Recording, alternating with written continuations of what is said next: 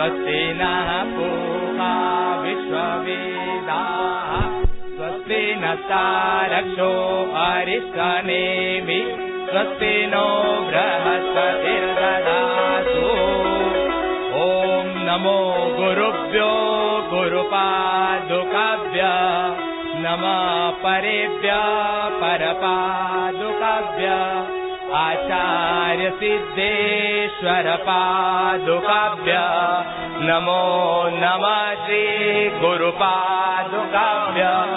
ॐ गतं पापं गतं दुःखं गतं दारिद्र्यमेव च आगता सुखसम्पत्ति पुण्योऽहं तव दर्शनात् रक्ष रक्ष गुरुदेव रक्ष त्रैलोक्य रक्षक भक्तानाम् अभयं कर्ता त्राता भव भवार्णवात्।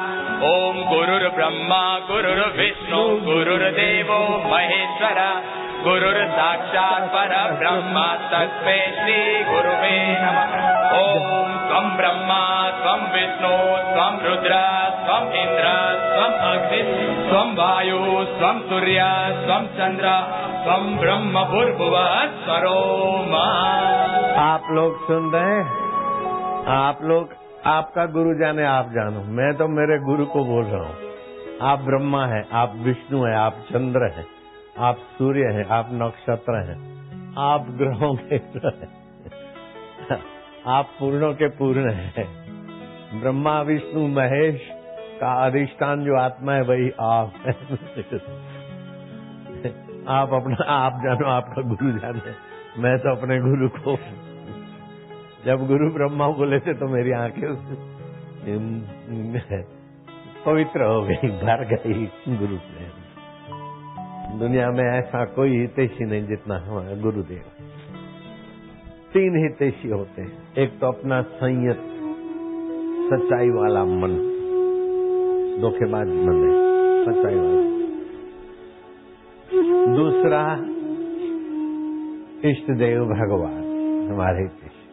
और तीसरा सतगुरु परम हितैषी। परम हितैषी भी शब्द छोटा है, वो हमारी कमजोरियों को जानता है, कई जन्मों की हमारी दुष्टता को भी जानता है, कई हमारी बुरी आदतों को भी जानते, और कई हमारी अकड़ों पकड़ों को भी जानते हैं। और ये सारी अकड़ पकड़ हम जो चाहते हैं उसको तो खींच लेते, खिसका देते, और हमारी जो आवश्यकता है वो पूरी कर देते। कितनी बार लंबे पड़ेंगे महाराज, फिर भी नहीं चुका सकते। हम जो चाहते हैं तो हम तो चाहेंगे, वासना के गुलाम है कई जन्मों के, तो जो हम चाहते हैं वो तो हमारे से खींच लेते, खिसका लेते, और जो हमारी आवश्यकता है वास्तविक, वो हमको तो अकल भी नहीं है, वो आवश्यकता की पहचान ही नहीं है, और वो हमारी आवश्यकता की पूर्ति कर देते। मैं आपको बताऊं, मैं बड़ा पूजा पाठ में नियम, बहुत पक्का नियम पालता था, क्योंकि जितना भी अपना नियम व्रत में निष्ठा होगी उतना मनोबल, बुद्धि बल, धर्म बल बढ़ेगा। तो मैं इतना शुद्धि पवित्र, लकड़ी भी धोकर जलाए, अपवित्र लकड़ी नहीं हो, ऐसा मैं पूजा पाठ में नियम वाला था। और ठाकुर जी को नहलाकर उनको भोग लगाने के बाद ही मैं खाऊं पीऊं। एक दिन मैं स्नान करके ठाकुर जी की सेवा करने गया तो मेरे ठाकुर जी गायब। तो जो भी था, शिवलिंग था, नाग था, ये था वो, तो मैंने चुप्पी चुप रहा। तो जो मेरा हरीफ था, अरे क्या है, क्या हो गया? तो मैं चुप रहा। तो हरीफ ने तो करा था वो, मेरा भगवान उसी ने अपहरण कर लिया। बाबा बाबा आज इसका भगवान नहीं मिल रहा, पूजा नहीं किया तो देखो मुंह उतरा हुआ है, इसका भगवान कहाँ गया? तो साईं भी ठाका मार के उसे, तो ऐसा धक्का लगा हल्का फुल्का। गुरु जी है, लेकिन ये हरीफ तो मेरी मजाक उड़ाए, लेकिन ये जिनकी शरह है वो भी ताली ठोकते गए, भगवान खो गया इसका। तो मैं तो चाहता था कि मेरा भगवान बना रहे, वो उठा लिया मेरा भगवान। हरीफ ने तो उठा लिया और गुरुजी ने ठाका मार के उसको सम्मति दे दी। जो इष्ट देव है उसको चुरा ले कोई हरीफ तो थोड़ा बहुत तो होगा। अभी तो गुरु का प्रसाद पूरा पता नहीं था, और फिर गुरु जी भी उसको सपोर्ट करे तो उस समय तख्ता पलट हो गया श्रद्धा का। लेकिन ज्यादा सेकंड नहीं रहा है। मैं समझ गया कि एक हमारा भगवान इसी ने चुराया है, और साईं जी ठाका मार के हंस रहे। वो भगवान चुराया तो भगवान गए तो गए, फिर कोई भगवान मेरे लिए बचा ही नहीं। अब भगवान हो तो भगवान, सब भगवान ही भगवान हो गया। जिधर देखता हूं तू ही तू है। तो हम नहीं चाहते थे कि मेरा कोई भगवान चुरा ले, लेकिन गुरु जी ने चुरा लिया। और हम नहीं चाहते थे कि आत्मा ब्रह्म है, ऐसा हमको साक्षात्कार हुई, हमको पता ही नहीं था। और गुरु जी ने वो संस्कार भर दिए, वो अनुभूतियां भर दी। तो बाबा गुरु जी का हित शिष्य सोच नहीं सकता कि गुरु जी हमारा कितना हित कर सकते हैं, कितना हित चाहते हैं। चले होते बोंदू, गुरु जी ये कर दो, गुरु जी ये कर दो, गुरु जी ये कर दो। कभी कभार थोड़ा बहुत गुरु जी ने संकल्प कर दिया, हो गया। लेकिन फिर गुरु जी वो छीन भी लेते कि इसमें रुका न रहे। अब नारायण है ना, अब शरीर का तो बेटा है, सेवा भी किया है, थोड़ा बहुत आज्ञा भी मानता, लेकिन कहीं आश्रम में प्रोग्राम दे देता है। अब मेरे से पूछवाते, मैं कहा नहीं करने देना, प्रोग्राम कैंसल कर दो, मत करना। अगर मेरी आज्ञा का उल्लंघन करेगी तो समिति सस्पेंड हो जाएगी। तो समिति नारायण के सामने खड़ी हो जाती है, हम नहीं करने देंगे। तो बाहर से कई बार ऐसा व्यवहार लगता होगा कि नारायण अब बापू यूं है यूं, लेकिन मैं नारायण का यूं क्या, सांप का भी यूं नहीं हूं, तो नारायण का यूं क्यों रहूंगा? आप समझ रहे हैं ना? मैं सांप को भी अपना आत्म स्वरूप मान के उठाता हूं प्यार से, तो नारायण से दुश्मनी क्यों करूंगा? वो कोई लोफर नहीं है, जुआरी नहीं है। और इसमें सच्चाई का गुण भी है। अभी नहीं है तो बोल रहा हूं, होगा तो फिर मैं कुछ दूसरा ही बोलूंगा। तो मैं नारायण से, नारायण की बहन से, नारायण की माँ से मैं एकदम ऐसा व्यवहार करूंगा, करता हूं कि दूसरों को लगेगा कि लेकिन मैं उनका कितना हितैषी हूं वो उनके बाप को भी पता नहीं। उनके दादाओं को भी पता नहीं, नानाओं को भी पता नहीं। तो गुरु सम हितैषी। और फिर वो गुरु पूनम, नारायण ने आज बड़ा छक्का मारा। न जाने सुबह कितने बजे जल्दी आके छुप के बैठ गया। अब मैं तो अपने कमरे से 7, 7:30, पौने 8 अपनी मस्ती में रहा। फिर बाहर निकला तो दंडवत किया दूर से, क्या आ गया है गुरु को बबलू बनाने के लिए। फिर धीरे से उसने देखा बापू का मूड जरा, और फिर नजीक आके सीधा लंबा पड़ गया। बोले साईं, मैं आपकी सेवा में रहता था और मैं आपके ऊपर त्राटक कर रहा था, ऐसा ऐसा हुआ था, ऐसा ऐसा हुआ था। वो सारी अनुभूतियों की बातें बताई। लेकिन कुल मिलाकर 3 चीजें ऐसी हितैषी हैं कि उनके आगे विश्व के सारे हितैषी बबलू हो जाते।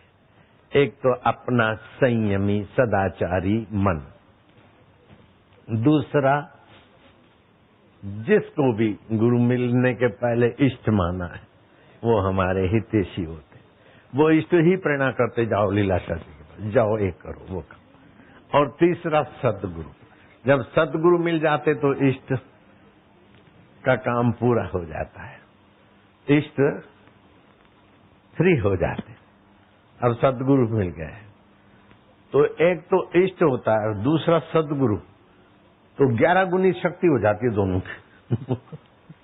अकेला इष्ट पावरफुल तो है, लेकिन एक पावर है, जब वो इष्ट गुरु के पास भेजता है तो 11 पावर हो जाती।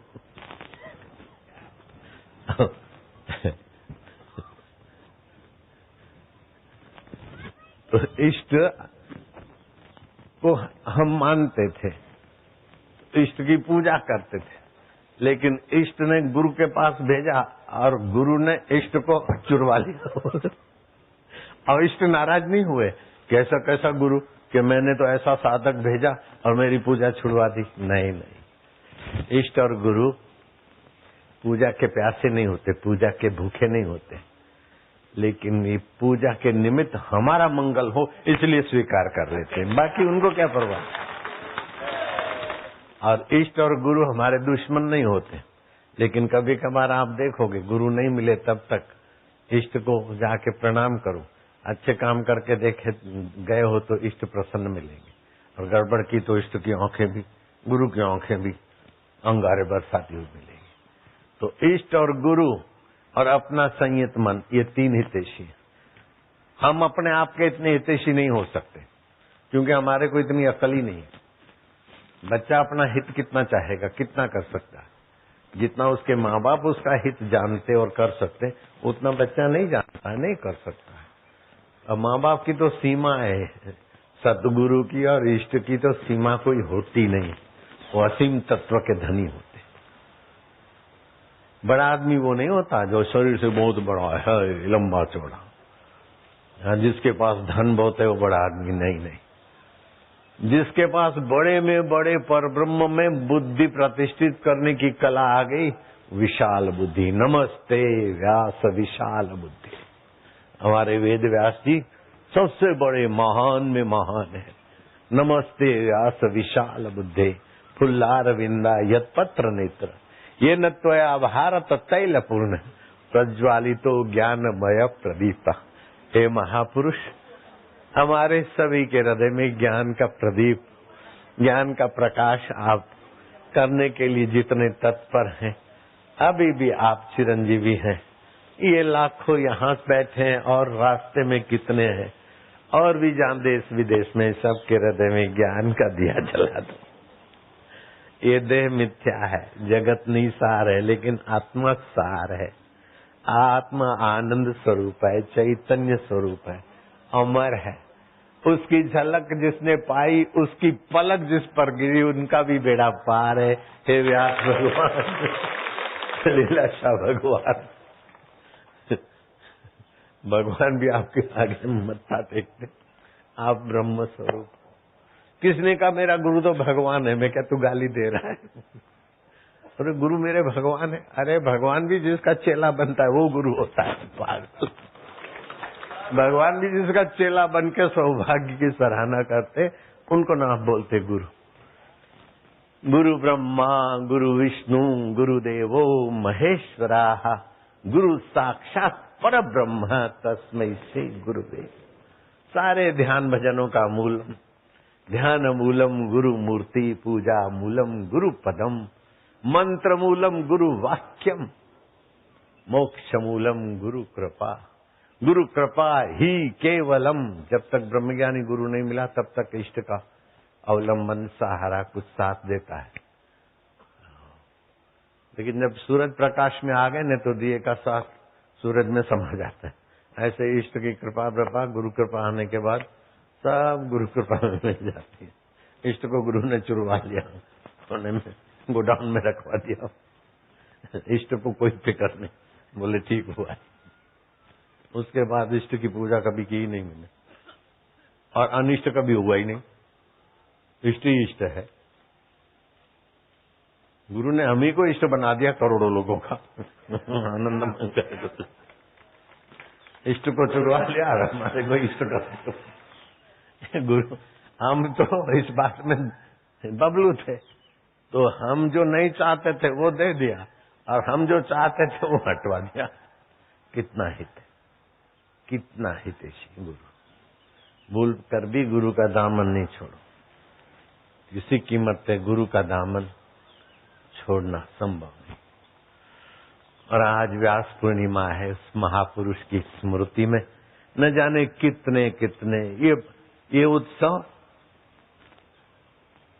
मानव जात के लिए तो वर्ग प्रधानता से, जैसे श्रावणी पूनम ब्राह्मणों का विशेष त्योहार, दशहरा क्षत्रियों के लिए, दिवाली वैश्य बनियाओं के लिए, होली चारों वर्णों के लिए। लेकिन ये गुरु पूनम ब्राह्मण क्षत्रिय वैश्य चारों वर्ण तो है, लेकिन देवता भी गुरु पूनम को अपने बृहस्पति के चरणों में पहुंचते और दैत्य भी अपने दैत्यराज गुरु के पास पहुंचते और यहाँ तक कि भगवान भी अपने गुरु के चरणों में जाते। श्री राम और श्री कृष्ण।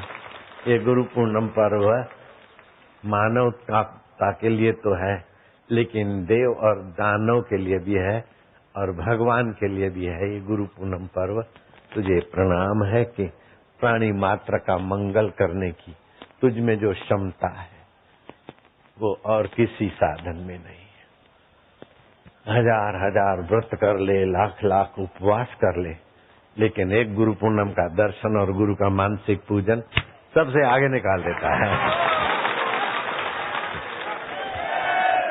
और मेरे आपको लगता है ना बापू सबसे आगे है, लगता है कि नहीं लगता? क्या करता था मैं? गुरु पूर्णम के दिन गुरु जी को स्नान कराता मन से, नजीक तो कौन आने देवे, मन से गुरु जी को स्नान कराता, फिर पहुंचता, गुरु जी को कपड़ा पहना था, ये तिलक करता, ये ऊपर ये तिलक के बाद मोगरे की मोती की सुगंधी धार 2 मालाएं। अब मन से ही पहराना है, पैसा तो देना नहीं होता था। मन के लड्डू खाना है तो तेल का बनाना क्यों, गाय के घी का बनावे ना। मन का ही पहराना था तो बढ़िया 2 सुगंधित माला पहना था और मन ही मन देखता कि सुगंधी आ रही माला की भी, और गुरु जी का चंदन भी, और गुरु जी की आंखें आनंद बरसा रही। गुरु मेरे आनंद रूप है, मेरे गुरु चैतन्य रूप है, मेरे गुरु इतने शरीर में कृपा करके दिखते हैं, बाकी अनंत ब्रह्मांड उन्हीं में है। ऐसा नहीं कि अनंत ब्रह्मांडों में व्याप्त है। अरे अनंत ब्रह्मांड तो प्रकृति के कोने में है, और प्रकृति परमात्मा के कोने में, और परमात्मा गुरु के कोने में। बोंदो चातो जाने गुरु उनके। नारायण हरि हरि ओम हरि। जिसने पंचगव्य पिया है वो हाथ ऊपर करो। नंबी व्यास जी का वो भी काम कर रहा है, तुम लोग बहुत फायदे में, बहुत बड़ा भारी काम हो रहा है। बैठो लाल, यहाँ लाल ले बैठो। नारायण नारायण बैठो, बैठ सकते। ओ मति गति विद्या में उनकी अच्छी पहुंच हो जाती है, चाहे 3 पढ़े हो, चाहे 0 पढ़े हो, स्कूल गए भी ना हो, लेकिन ये मंत्र किया हो गया काम उसका। उसका मतलब ये नहीं कि स्कूल नहीं जाए, लेकिन बीज मंत्रों का अपना अद्भुत प्रभाव होता है। दुनिया जानती है कि माँ की लीवर खराब थी, किडनी खराब थी, पाचन तंत्र काम नहीं कर रहा था और 2 पीछे के मन के घिसके चट हो गए थे। डॉक्टरों ने कहा 24 घंटे से ज्यादा मां नहीं जिएगी, अब 22 घंटे। ऐसे 2-2 घंटे कम होते गए। लीवर का पॉइजन सिर पे आते ही आदमी मर जाता है। उनके साइंस की भाषा सच्ची थी। मैं मेरी माँ के पास गया और माँ को मैंने दिया मंत्र, और वो डॉक्टरों की साइंस और उनकी सारी भाषाएं धरी रह गई। एक दिन में मरने वाली माँ 1 महीना 2 महीना 3 महीना क्या 50 महीना बीत गया। अमेरिका के डॉक्टर आकर दंग रह जाते। वो हमारे भगत थे। कई लोग तो डरा के पेशेंट को पैसा नोचना चाहते, उसमें के डॉक्टर नहीं थे, वो मेरे भगत डॉक्टर थे। अमेरिका में एमडी किया और वहीं उनकी अस्पताल चलती। ऐसे डॉक्टर साल में 2-2 बार आते, 3-3 बार आते माता जी का दर्शन करने का। माता जी के दर्शन का नाटक है। लीवर कैसे ठीक हो गई, किडनी कैसे ठीक हो गई, तू चेक करने को जाता है। बोले हाँ सच्ची बात है। ये क्या है? ये बीज मंत्रों की ताकत है। हमारे वैदिक मंत्रों में अद्भुत शक्तियां हैं। साबरी मंत्र में भी है, तांत्रिक मंत्रों में भी होगी, लेकिन वैदिक मंत्रों की शक्ति का कोई था नहीं। मैं आज तुम्हारे आगे पैकेज के पैकेज ले आया हूं। एक तो सारस्वती मंत्र का पैकेज मैंने तुम्हें दे रखा है, तुमने मंत्र का जप का अनुष्ठान भी कर लिया है। रात को 11 से 11:47 के बीच आप ह्रीम शब्द लिखोगे जीवा पर। आप करते हो तो आपका साथी लिखे, और साथी जब करता है तो आप लिख देना। लाल चंदन बाजार में क्या पता कैसा मिले, इसलिए हमने हमारे खरीदी विभाग के मुखिया राम भाई बड़ा सूक्ष्मता से लेते। ये गाय का घी भी जो 600 रुपए में अपने को मिलता था पथमेरा वालों से, गाय का, देसी गाय का, उसमें भी क्या पता कौन सा कभी कभार बड़ा प्लांट है, बड़े नौकरशाही है, तो फिर हम कभी लाते कभी नहीं लाते, साधकों को देते थे 600 रुपए में लाकर। अपनी गायों का तो 700 रुपए में भी साधक तत्परता से लेते, क्योंकि वह लूणा वाला होता है ना, क्रीम से निकला हुआ और दही से मक्खन निकला और फिर घी बना, उसका भी प्रभाव जाता है। अब 700 रुपए और 600 रुपए घी खाएं, मेरे मन में होता मैं तो घी खाता हूँ, लेकिन मेरे साधकों को गाय का घी मिले। कई वर्षों से मेरी उम्मीद थी, तो मैंने राम भाई को बोला और फिर वो केतन भाई और दूसरे भाइयों को लगाया। और जहाँ हजारों अपनी गाय हैं और दूसरों की भी गाय, और मध्य प्रदेश सरकार का जंगल है गायों के लिए चरने के लिए निःशुल्क, तो वहाँ दूध सस्ता भी पड़ता है। तो उन्होंने दूध लेकर उस दूध का घी बनवाया, और घी बनकर जब तैयार हुआ तो मैंने राम भाई को बोला कि क्या भाव रखो। पथमेला वालों का तो 600 रुपए में अपन देते थे, लाते थे। उसने बोला 480 रुपया, अपने को सस्ता पड़ा है। मैं राम पर खुश हो गया, क्योंकि मेरे साधकों का 120 रुपया किलो पे बचत कर दी, और वहाँ की गारंटी हमारे हाथ में नहीं थी, उनके नौकरों के हवाले। यहाँ तो गारंटी हमारे साधकों के हाथ में, तो गारंटेड गाय का घी मिला है। तो बाहर के लोगों को पहले मिले, अहमदाबाद वाले नहीं लेना। ये कोई पैकेज में नहीं गिन रहा हूँ, पैकेज में एक तुमको महर्षि पतंजलि की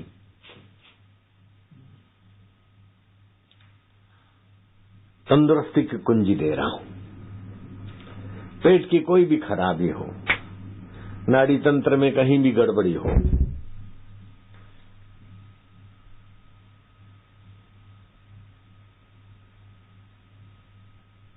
वो ठीक हो जाए, ध्यान भजन में फायदा रहे।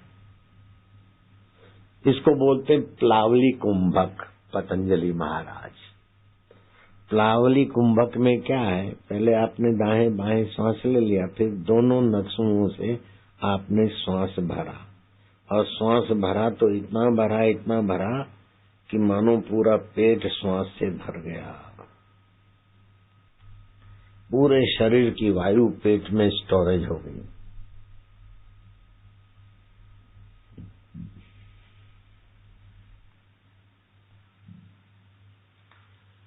और पेट हवा से, वायु से भर गया दोनों नथनों से।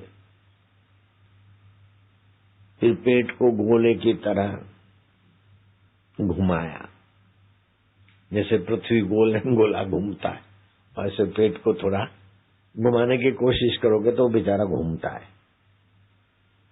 फुला दिया दोनों नथनों से श्वास भर के, फिर पेट को घड़ी के कांटे घूमते उससे उल्टा घुमाया, फिर घड़ी के कांटे घूमते ऐसा घुमाया। इससे पेट के रोग सब भाग जाएंगे। देखो मैं पेट के रोग बहुवचन बोल रहा हूँ, सब बोल रहा हूँ। पेट के रोग तो भाग जाएंगे, कब्जियत नाश हो जाएगी, अपान वायु जो बदबू वो सब कम हो जाएगा, जठरा अग्नि प्रदीप हो जाएगी। वीर्य और रक्त शुद्ध हुआ तो बाकी अशुद्ध क्या बनेगा? ऐसे कर, वीर्य और रक्त शुद्ध हो जाएगा, वीर्य और रक्त की अशुद्धि से तो सारे उपद्रव होते।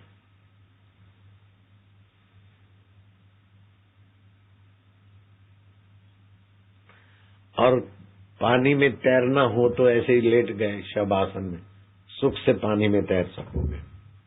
तैरना सीखोगे तो जल्दी सीख जाओगे, और तैराकू हो तो पानी में तैरने का भी मजा आएगा।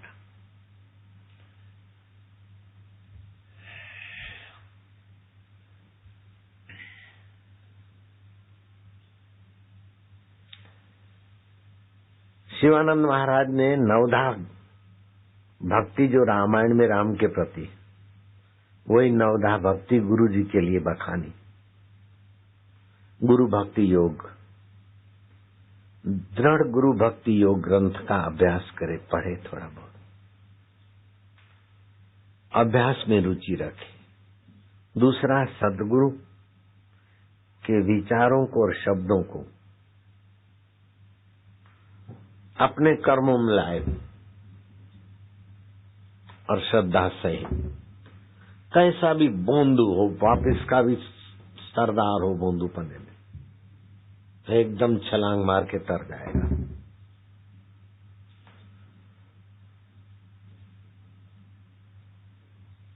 तीसरा, गुरु आदेश को कार्यान्वित करने में लग जाए, पूर्ण कोशिश करे कि गुरु का आज्ञा है, गुरु का आदेश है, मुझे करना है।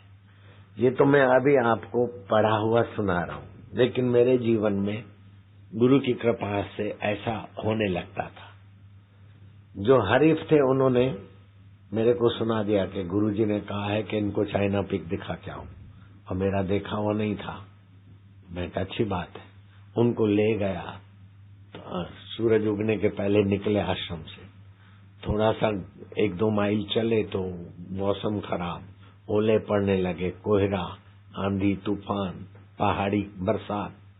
तो जो ऊपर गए थे हमसे पहले वो वापस आ रहे थे, तो मेरे साथ जो भगत थे वो भी वापस होना चाहते थे। मैं क्या, नहीं, गुरु की आज्ञा है, आपको चाइना पीक दिखाना है।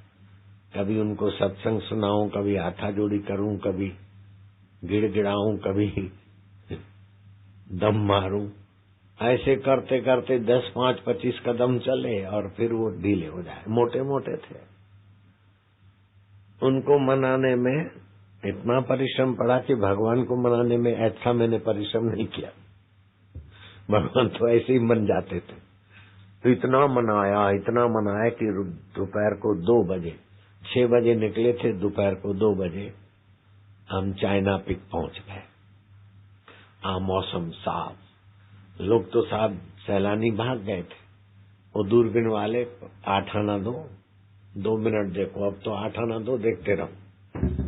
अच्छी तरह से देखा, चाइना पीक देखा है, देखा वो देखा है, मारे। और वो जब संतुष्ट हुए लौटे तो चढ़ने में तो देर थी मोटों को, लौटने में वो मेरे से 10-5 कदम पहले गुरुजी के पास पहुंच गए। गुरुजी ने कहा क्या हुआ? बोले साईं हम चाइना पीक देख के आते। हाँ, आज तो मौसम खराब था, तुम कैसे पहुंचे? तो उन्होंने सारा मेरी बात कह के सुनाई कि आपका जो आशाराम साधक है तोबा है, तोबा साईं तोबा। बस मेरे को तो गुरु की आज्ञा, गुरुजी ने सीधी आज्ञा नहीं की थी, हरीफ ने मेरे को सुनाया था कि साईं की आज्ञा है। साईं को फिर बोल दिया होगा कि इसने देखा है। वो तो हरीफ लोग सब सेटिंग कर लेते हैं। जैसे दूध से मक्खी निकाल के फेंकना, ऐसे मेरे को उठा के गुरुद्वार से फेंकने में लगे थे सारे सीनियर। मैं अकेला जूनियर था। सीनियर का झुंड एक तरफ और मैं जूनियर। सब सह के मजे से रहता था, दुखी नहीं होता था। उनके अपनी मति गति है, मेरे को तो गुरुजी के लिए आया। गुरुजी मुझ पर प्रसन्न है, और गुरुजी कभी कभी उनकी बातों में जरा सा नाराज भी हो जाते तो मुझे दुख नहीं होता था। गुरुजी सब जानते, देर सवेर सब हो जाएगा, और देर सवेर वो सच्चाई खुलती तो गुरुजी द्रवित हो जाते कि तूने बोला क्यों नहीं। क्या कोई बात नहीं साईं। तो गुरुजी और कृपालु हो जाते थे, मेहरबान हो जाते। बाहर से दिखता था मेरे पर जुल्म बरस रहा है, लेकिन मैंने अपने पर जुल्म होने ही नहीं दिया। ओम गुरु मेरे गुरु जो करेंगे ठीक है। तो गुरुजी के जब महाप्रयाण हुआ ना, मैं ये बात आधे में नहीं छोड़ूंगा। तो बोले तुम चाइना पीक देख के आए? बोले हाँ। मौसम खराब, बारिश, ओले, तुम गए कैसे? बोले वो तुम्हारा इशारा में है। साईं तोबा है तोबा, ऐसा चिचड़ भी नहीं चिपकता, कोई चिपकू प्राणी भी इतना नहीं चिपकता जितना चिपक गया कि साईं की आज्ञा है। कभी हाथा जोड़ी करे, कभी सत्संगी बातें सुनाए, कभी कुछ, कभी दम मारे, कैसे हमको आखिर उन्होंने पहुंचाया आपके आश्रम। तो मेरे साईं जी ने कहा क्यों, फिर क्या हुआ? बोले साईं हम वहां गए तो मौसम खुल गया। तो साईं ने कहा जो गुरु की आज्ञा मानता है तो प्रकृति भी उसकी आज्ञा मानी ने, अब उसकी आज्ञा कुदरत भी मानेगी। क्यों? मैं क्या, अरे महाराज, गुरु महाराज हम तो सोच भी नहीं सकते, ऐसा वरदान दे डाला। हमारी औकात ही नहीं थी कि हम बोलें कि हमारी आज्ञा प्रकृति माने। हमारे में ऐसा कोई बल बुद्धा, कोई तपस्या नहीं थी, लेकिन हरीफ ने साजिश की और वो साजिश का फल मेरे लिए गुरु का वरदान हो गया कि गुरु की आज्ञा मानकर ले गया ना तुमको, अब उसकी आज्ञा कुदरत मानेगी। मेरी क्या औकात थी कुदरत मेरी आज्ञा माने? मैं ऐसा वरदान कैसे चाह सकता हूँ? लेकिन गुरुजी ने देने में देर नहीं, और भगवान तो चुरवा लिए। अब प्रकृति मेरी आज्ञा माने। आप क्या समझते हैं? ऐसे गुरु जी के लिए मैं क्या बोल पाऊंगा? ऐसे गुरु तो, गुरु शब्द भी मेरे को तो अब दूसरा शब्द कौन सा है? ये बड़ा पातक नाशक शब्द है।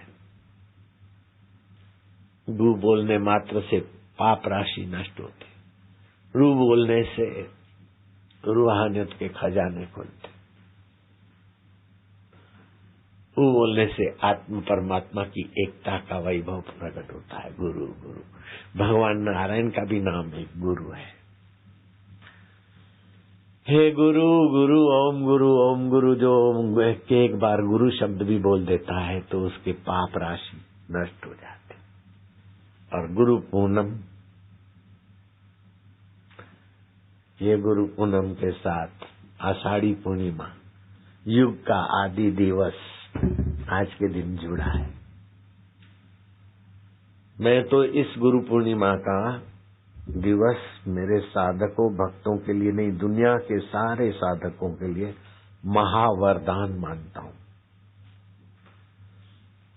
इस पूर्णिमा को ये योग है कि 8:58 के बाद सारस्वती मंत्र का एक माला जप कर लो, खाली एक माला। और रात को 11 से 11:47 के बीच में लाल चंदन से जिह्वा पर ह्रीम बीज मंत्र लिख दो। वो आदमी बुद्धिमान हो जाएगा, प्रभावशाली हो जाएगा, पंडित हो जाएगा। तो जो देश विदेश में सुन रहे हैं वो आज के दिन का फायदा लेना। कल परसों तरसों से मैं तो सुनाता आया हूँ, लेकिन आज भी इस मंत्र को मैं फिर से दोहराता हूँ। जो कोई रह गए हैं वे इस मंत्र को जरा पक्का कर लेना। ये मंत्र बोलो, ओम ऐं ह्रीं श्रीं क्लीं वागवादिनी सरस्वती मम जिह्वाग्रे वद वद। ओम ऐं ह्रीं श्रीं क्लीं नमः स्वाहा। अब इसमें बीज मंत्र 5 है, लेकिन वो 5 बीज मंत्र 2 बार आ जाते, तो 10 बीज मंत्रों के जप का पावर इसमें है। एक बीज मंत्र वाला मंत्र भी एटमिक शक्ति को चैलेंज करने की ताकत रखता है।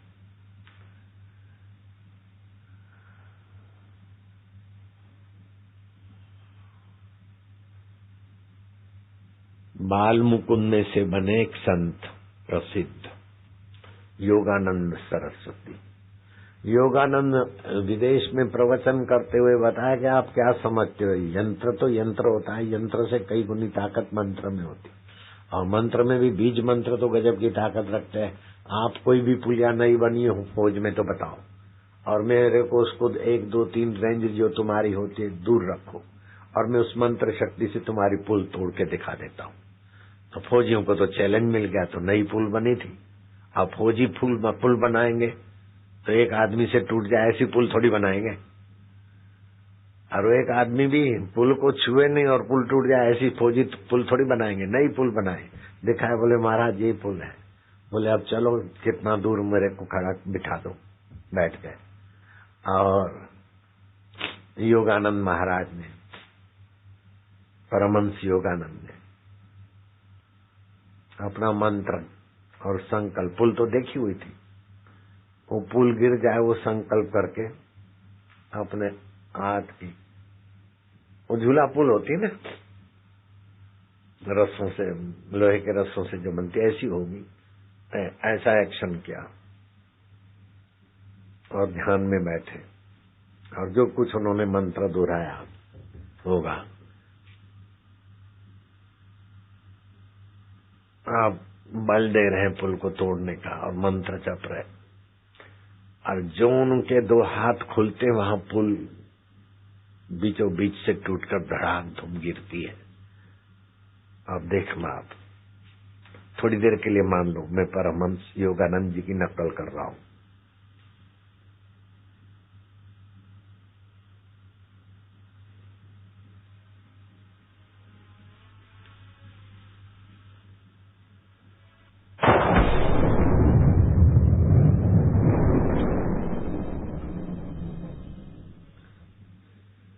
शराबी कबाबी विदेश के फौजी दंग रहे। अरे पावरफुल, बहुत पावर है, लेकिन ये कुछ भी नहीं है, इससे भी और कई पावर होते। नीम के पेड़ को आज्ञा दिया, चल, नीम का पेड़ खिसक गया। परमहंस योगानंद ने जितना श्रम उठाया उतना नहीं, मेरे लीलाशाह बापू ने कहा जा उचित जगह पर बैठ, उचित शब्द मेरा है, उनका को जो भी शब्द होगा। नीम का पेड़ खिसक गया। ज्ञानेश्वर ने भैंसे के ऊपर अपने डंडे का स्पर्श किया। वेद का पाठ करके सुना। ये ब्राह्मण लोग वेद पाठ करके दूसरों का अपमान करते। वेद पाठ करना क्या बड़ी बात है, वेद की आज्ञा के अनुसार हृदय पवित्र रखना चाहिए। वेद पाठ इनको करके सुना तो लकड़ी का टुकड़ा डंडा भैंसे के सिर पे रखा, बोलो वेद पाठ, ओ भैंसे के मुंह से वेद पाठ शुरू हो गया। आप क्या समझ रहे हैं? आगरा में शाहगंज है, छम छम गली, श्री कृष्ण गौशाला थी, अभी भी है। वहां कोई भक्त आया और मेरे गुरुजी को कहा कि आंखों से दिखता नहीं, ऑपरेशन सफल नहीं होगा, और सफल हो न हो पैसे भी नहीं है ऑपरेशन के, अब क्या करूं? अरे चिंता मत कर, वो आंकड़े का पत्ता है ना, वो तोड़ेगा तो दूध निकलेगा। जो हनुमान जी को फूल चढ़ाते ना, वो आंकड़े का पत्ता तोड़ो, उसमें से दूध निकलेगा, वो आंखों में डाल दे, ठीक हो जाएगा। आप लोग ऐसा नहीं करना, एसिड है वो तो। उस आदमी ने आंकड़े का पत्ता तोड़ा और सफेद जो दूध तो क्या है, तेजाब है, डाला आंखों में, आंखें चंगी हुई, अच्छा दिखने लग गया, बहुत कुछ फायदा हो गया। दुकान वाले से मिठाई ली और जय साईं लीलाशाह। दुकान वाले ने बोला मेरी मिठाई मेरे को प्रसाद, क्या बात है? उसे सुनाया कि मेरी आंखें खराब थी, डॉक्टर ने मना कर दिया था, और ये देखो मैं ठीक देखने लग गया हूँ। अरे यार मेरी तो आंखें तो गड़बड़ है। बोले वही दवा है। वो दुकान वाला उठा और पत्ता तोड़ के डाला, दोनों आंखें चट हो गई। मंत्र मूलम गुरु वाक्यम, प्रकृति अपना नियम बदल देती। यमुनोत्री से यमुना जी चलती है, गंगोत्री से गंगा जी चलती है। यमुनोत्री की यमुना जी चलते चलते चलते चलते मथुरा वृंदावन आदि से पसार होती। वहां तो बारिशों में यमुना जी का विशाल पट हो जाता है। बारिशों के बाद पट, किस हिस्से में पानी बहता है, बाकी अभी आप बैठे ना, तो बरसातों में तो यहाँ से भी पानी चलता है। वो जमाना था कि हम यहाँ तैरते थे जहाँ बैठे। अब साबरमती जी उस किनारे चली गई, हम लोगों के लिए कथा का स्थान दे दिया साबरमती मैया ने, नहीं तो यहाँ से पानी की धारा चलती थी और हमारे को भीड़ को तो जरूरत पड़ती थी, तो वो उस किनारे चली गई। आप जहाँ बैठे वहां से पानी बहता था, हम तैरते थे। यहाँ जो मकान बना है वहां से जंप मारते थे और कई साधक तैरते थे, सैकड़ों हजारों। अभी उस किनारे चली गई। कि मैं बात बता रहा था,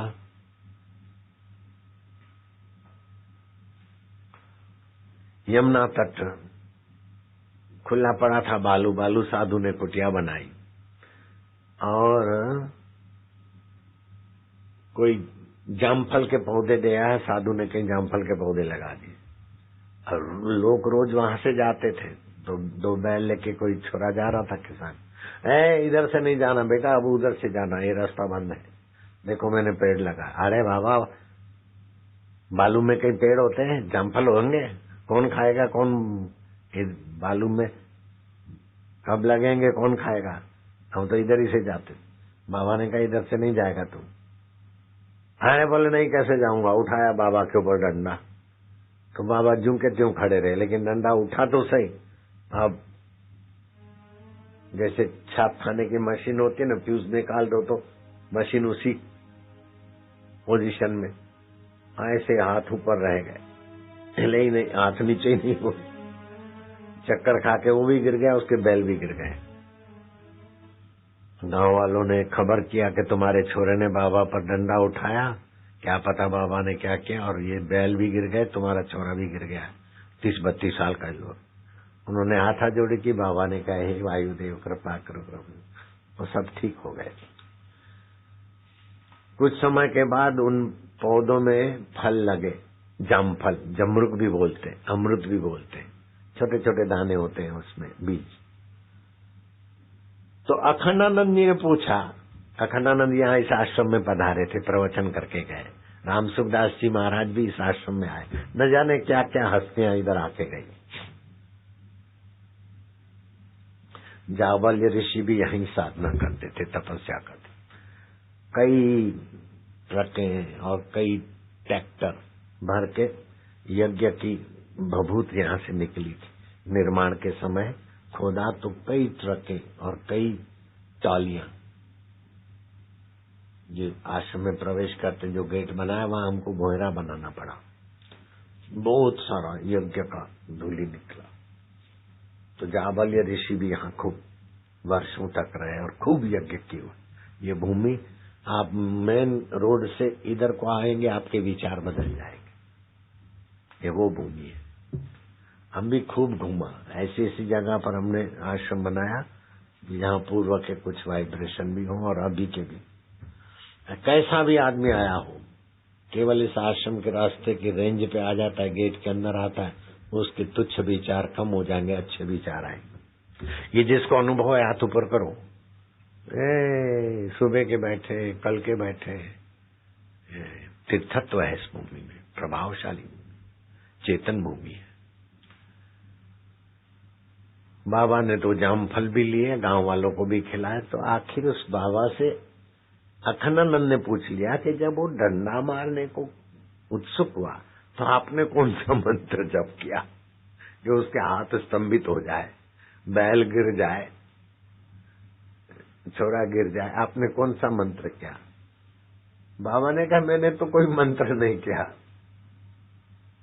मैं मौजूद में रह गया। आत्मा सदा मौजूद है, मन इंद्रियां ये सब बदलते, जो अबदल है, जो मौजूद है सदा, मैं उसमें शांत हो गया।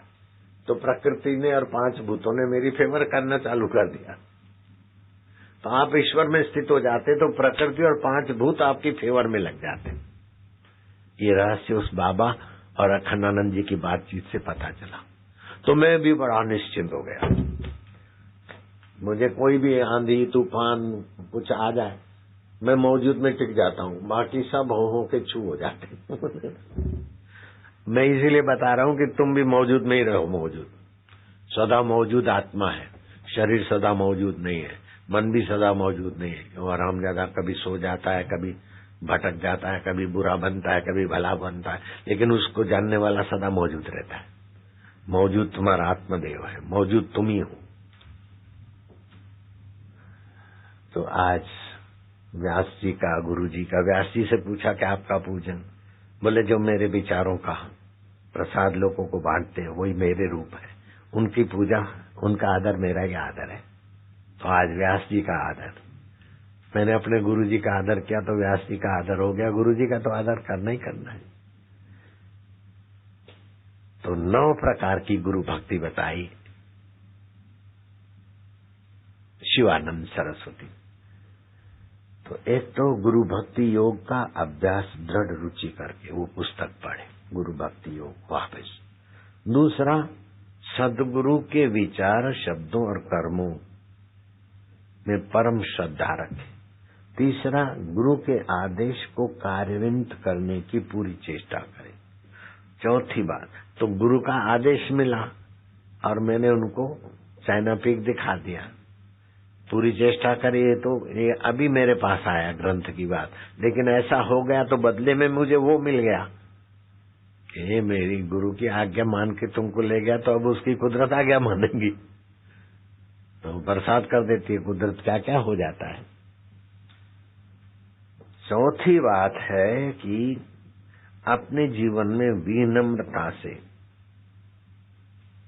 प्रणाम करे, दिखावटी प्रणाम नहीं, और गुरु मंत्र का जप आदर से करे। ऐसा नहीं कि चलो माला नियम पूरा करो, जान छुड़ाओ। 5वां ये भक्ति, गुरु भक्ति योग है, अपेक्षा रहित सेवा करे। मेरा भला हो जाए, मेरे को ये मिल जाए, वो मिल जाए, ऐसा सोच के मैं नहीं गया था।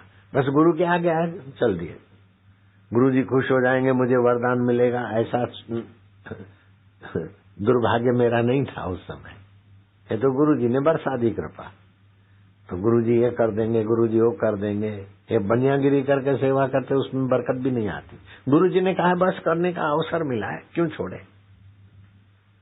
ये राकेश पहलवान को गुरु जी का संकेत मिला, पहलवानों की कतारें खड़ी कर दी, उसके बाद हृदय में बड़ा संतोष है, बड़ी खुशी है, कुछ जीवन में काम करने का अवसर। इलाहाबाद में जो तुमने किया मेरी आज्ञा का पालन, तो हृदय में संतोष। खड़े हो जाओ राकेश पहलवान, जरा पहलवानी का कूद के दिखाओ, या उधर भी यूं जरा थप्पी लगाओ, थप्पी लगाओ, थप्पी है। मैंने कहा पहलवानों को इकट्ठा करो, कुश्ती कराओ। 52 देशों के पहलवानों को चैलेंज कर दिया कि कोई मेरे को हराए तो मैं इनाम देंगे। ऐसा तोमर भी आ गया था, और ये आयोजन करने में सफल हुए। उसके दिन के बाद तो इनकी इज्जत, यश और खुशी में 4 चांद लग गए। नहीं लगे क्या? लग गए। बैठो।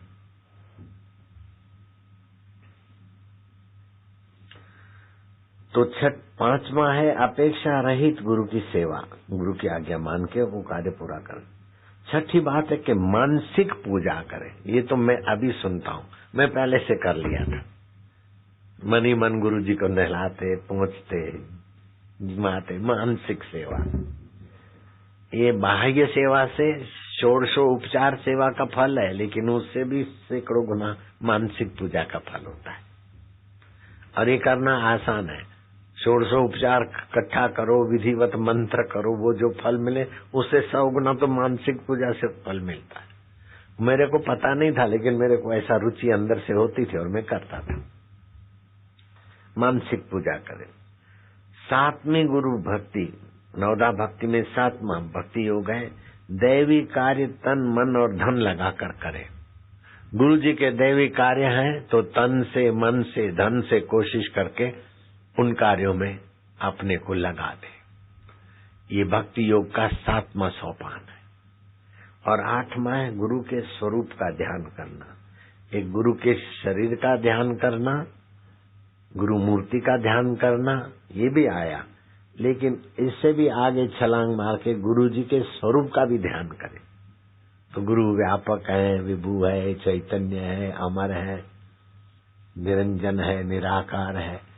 वो नारायण स्तुति में गुरु जी का स्वरूप है। जो भगवान का स्वरूप है, ब्रह्म का स्वरूप है, वही गुरु का स्वरूप है। जो गुरु का स्वरूप है वही नारायण ब्रह्म का स्वरूप है। और 9वीं बात है कि उपदेश श्रवण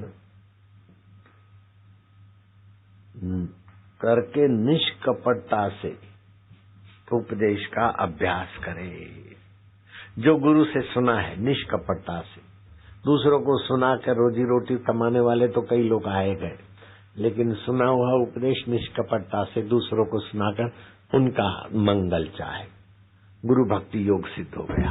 कल युग में और योगों में तो कई विघ्न भी आते और योग भ्रष्ट होने के भी भय रहते हैं, लेकिन गुरु भक्ति योग में विघ्नों का तो विशेष प्रभाव नहीं है और योग भ्रष्ट होने का सवाल ही नहीं। गुरुदेव संभालते रहते। ये नवधा गुरु भक्ति योग की बातें आपने सुनी। सिंहलदीप का राजा शिवनाथ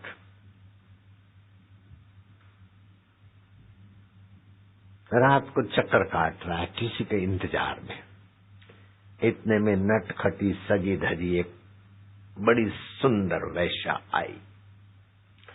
मैंने तुझे इसलिए बुलाया है कि एक प्रसिद्ध साधु, उसकी सराहना कर रहे लोग, लेकिन तू जा उस साधु को अपने नाज नखरों से अपना बना के आ और सफल हो के आ। सोने मोहरों से तेरे हाथ और मुंह भर दूंगा। वो बड़ी गर्व से गई। प्रभावशाली वैश्या थे। नाज नखरे तो कोई उससे सीखे, ऐसी थी वो, और यौवन थनगनाता था। सिंहलदीप का राजा शिवनाथ अभी उस साधु की खबर पड़ जाएगी। वैश्या गई, लेकिन जैसी गई निराश होकर लौटी। राजा ने अपनी हार नहीं मानी, एक से एक अंगनाओं को भेजते रहे। सब जाए तो वैश्या होके, आए तो साध्वी होकर उस साधु के गीत गाए। आखिर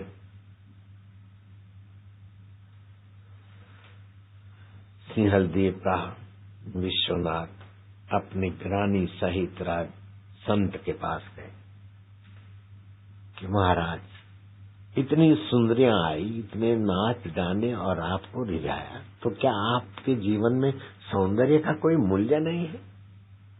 उस संत ने कहा, सौंदर्य का मूल्य जो मैं जानता हूं उतना कोई नहीं जानता है। मैं तो सौंदर्य का पुजारी हूं, मैं तो सौंदर्य पर कुर्बान जाता हूं। तो इतनी सुंदरियां भेजी और आप किसी पे मोहित नहीं हुए? मैं बोला हूं, मैं तो मोहित ही रहता हूं उसके सौंदर्य पर। आप ही नेड़े आपे दूर, तू नजीक वाले में भी तू ही है, दूर वाले में भी तू ही है, तेरा कैसा सौंदर्य है? आए सर्व रहा, आप ही सर्व रहा भरपूर। तो इतना सुंदर है कि जिसमें है वो सुंदर लगने लगता है। ये पेड़ पौधों को सुंदरता तेरी है, ललनाओं को सुंदरता तेरी है, और लालुओं को भी तेरी सुंदरता है। सारे जगत में है सौंदर्य के धनी तू ही मेरे परमात्मा, रब अकाल पुरुष तू भरपूर है। वो फकीर थे गुरु नानक। उसी का तो सौंदर्य देखो, कितनी भी सुंदरी हो उसमें सौंदर्य प्रभु का है, तो सुंदरी क्या तुम्हें गिराएगी? सुंदरी और सुंदरी तब गिराते हैं जब हाड़ मास को महत्व देते हो। लेकिन सुंदर और सुंदरियों का सौंदर्य मेरा प्रभु है, प्रभु पर नजर जाए तो विकार भक्ति में बदल जाएगा, काम राम में बदल जाएगा, लोभ उदारता में बदल जाएगा, क्रोध क्षमा में बदल जाएगा, और मरण धर्मा शरीर अमर्त आत्मा के तरफ छलांग मारने लगेगा। आप सुबह के आए हैं, मुझे पता है आपको भागा दौड़ी भी है, कहीं जाना है, मिलना है, लेकिन जहाँ से जाया जाता है और जहाँ मिलने का सार है वो आज गुरु पूर्णिमा का पर्व है। जितने भी मिनट ज्यादा बैठोगे उतनी ऊंची कमाई आपकी होती जाएगी। अब मेरे पास गुरु पूर्णिमा के पावन पर्व पर हरिद्वार आश्रम की एकांत की DVD एवं MP3 का विमोचन करने के लिए कैसेट आई। 132 प्रकार की बीमारियों को धकेल के बाहर फेंकता है, दीर्घायु का धनी है, आरोग्य और उत्तम वर्ण तो देता है, और बालों की जड़ों को मजबूत करने के लिए बालों पर भी लगाया जाता है। इसके सेवन से शीघ्र ही शक्ति, स्फूर्ति और शीतलता का संचार होता है। यह रस रक्त वीर्य तो बढ़ाता है, बुद्धि को तेज और बल भी देता है। इसके सेवन से नेत्र ज्योति बढ़ती है, वर्ण में निखार आता है, बालों की जड़ें मजबूत तो होती है लेकिन मनोबल भी मजबूत होता है। मस्तिष्क और हृदय को भी ताजगी और मजबूती देता है, ठंडक देता है। यह वृद्ध अवस्था को आंवला का रस दूर भगाता है। पित्त प्रकोप से होने वाली आंखों की जलन को दूर फेंकता है और पेशाब की जलन को भी। और भी बहुत सारे फायदे मैं पढ़ूंगा तो टाइम लगेगा। जो ये आंवला रस की बोतल लेता है उसको होम्यो तुलसी की बोतल निःशुल्क देंगे स्टॉल वाले। होम्यो तुलसी के फायदे सुनोगे तो लगेगा कि ये तो घर घर में होना चाहिए। जरा थोड़े सा सुना दो। होम्यो तुलसी निःशुल्क देना है साधकों को। ये बोतल कोई लेता है तो होम्यो तुलसी का बोतल निःशुल्क स्टॉल वाले दे देंगे। जल्दी पढ़ो। होम्यो तुलसी गोलियों के नियमित सेवन से हृदय रोग, अस्थमा, हिचकी, विषविकार, श्वास खांसी, प्रतिशाय, खून की कमी, दांतों के रोग में चमत्कारिक लाभ मिलता है। साथ ही यह शीराशूल, प्रजनन तथा मूत्रवाही संस्थान के रोगों की श्रेष्ठ औषधि है। बच्चों का चिड़चिड़ापन, आंखों की लाली, एलर्जी के कारण छींके आना, नाक बहना, मुंह में छाले, गले में दर्द, पेशाब में जलन, जीर्ण ज्वर, पसली का दर्द, सर्दी, अरुचि, सुस्ती, दाह आदि के लिए भी उपयोगी है। यह हृदय के लिए हितकर, हृदयोत्तेजक, उष्ण तथा अग्नि दीपक है एवं कुष्ठ, मूत्र विकार, रक्त विकार, पार्श्वशूल आदि को नष्ट करने वाली है। लीवर और आमाशय के लिए यह बलवर्धक है। सिर का भारी होना, पीनस, माथे का दर्द, आधा शीशी, ज्वर, जुकाम तथा टॉन्सिल आदि गले के रोगों के लिए बहुत लाभकारी है। एसिडिटी, संधिवात, डायबिटीज, खुजली, यौन दुर्बलता, प्रदाह और नजला, फेफड़ों में खरखराहट की आवाज आने पर या गला बैठने पर विशेष लाभकारी है। पाचन शक्ति बढ़ाने के लिए, अपच रोगों के लिए तथा बालकों के यकृत प्लीहा संबंधी रोगों के लिए तथा वमन की स्थिति में यह अपना विशेष प्रभाव दिखाती है। ये शारीरिक बल एवं स्मरण शक्ति में वृद्धि के साथ साथ आपके व्यक्तित्व को भी प्रभावशाली बनाती है। इन्हें थोड़े दिनों तक लेते रहने से मेधा शक्ति बढ़ती है। यह एक प्रकार का टॉनिक है। ये मानसिक तनाव से बचाती है और टीबी के जीवाणुओं का बढ़ना रोक देती है। इसके तो बहुत सारे फायदे हैं, सब सुनेंगे तो टाइम नहीं है इतना। अब खबर आई है कि ऊपर खचाखच भरा है तो नीचे वाले लोग ऊपर जाएंगे तो जा नहीं पाएंगे। मेरी कुटिया तक ये कतारें लग गई थी, तो जहां मैं रहता हूं वहां से कतारों को दर्शन देते देते यहां पहुंचा हूं। लेकिन यहां भी देखो तो कतारों की ऐसी तैसी कर दे, ऐसे लाखों लोग यहाँ हैं। फिर भी व्यवस्था इतनी सुंदर है कि सबको नजीक से दर्शन भी होगा और कीर्तन भी होगा और प्रसाद की भी व्यवस्था है। पंचगव्य तुमने पान किया, इस बात की मुझे बड़ी खुशी है। पंचगव्य के पान के बाद 1.5-2 घंटा कुछ नहीं खाना चाहिए, लेकिन 1.5-2 घंटा हो गया है तो आप भोजन के लिए भी जा सकोगे। क्या है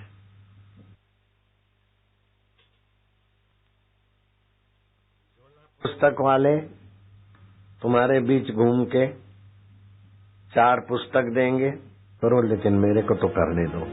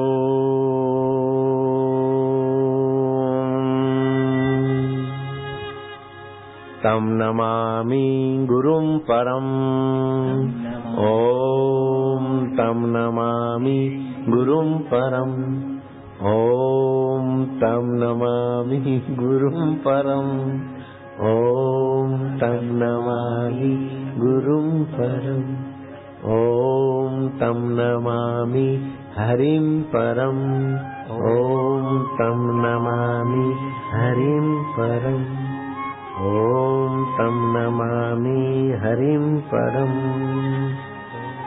तं नमामि हरिं परम्। पूर्णिमा का पर्व श्रद्धा का पर्व है, सही दिशा का पर्व है, आस्था का पर्व है, कृतज्ञता का पर्व है, समर्पण का पर्व है और जीवत्व को मिटाकर ईश्वरत्व जगाने वाला पर्व है। पराधीनता को मिटाकर आत्म स्वाधीनता दिलाने वाला पर्व है। प्रकृति की 84 लाख यातनाओं से बचाकर परमात्मा से मिलाने वाले पर्व का नाम गुरु पूनम पर्व है। संयम और शांत मन, विवेकवती बुद्धि और सद्गुरु की कृपा, ये परम हितैषी इस पर्व के सूत्रधार है। और ये गुरुदेव ऐसे अद्भुत हैं कि जो आप चाहते हैं वो आपसे छीन लेते हैं, और जिसका आपको पता भी नहीं ऐसा वैभव आपको दे तो क्या दे, अनुभव करा देते। ऐसे वैभव को देने वाला दाता बना देते। वैभव आपको देते इतना ही नहीं, ऐसा वैभव देने वाले आपको दाता बना देते। मैं कल्पना भी नहीं कर सकता हूं कि मैं आपका इतना सेवा करने में सफल होऊंगा, सोच भी नहीं सकता हूं। और मैं जो चाहता था वो गुरुजी ने छीन लिया। अगर वो होता तो मैं बबुल बना रहता, मूर्ख बना रहता, भिखारी बना रहता, देवी देवता और भगवान से मांगता रहता था। भगवानों को ही हटा दिया गुरु ने छुड़ा।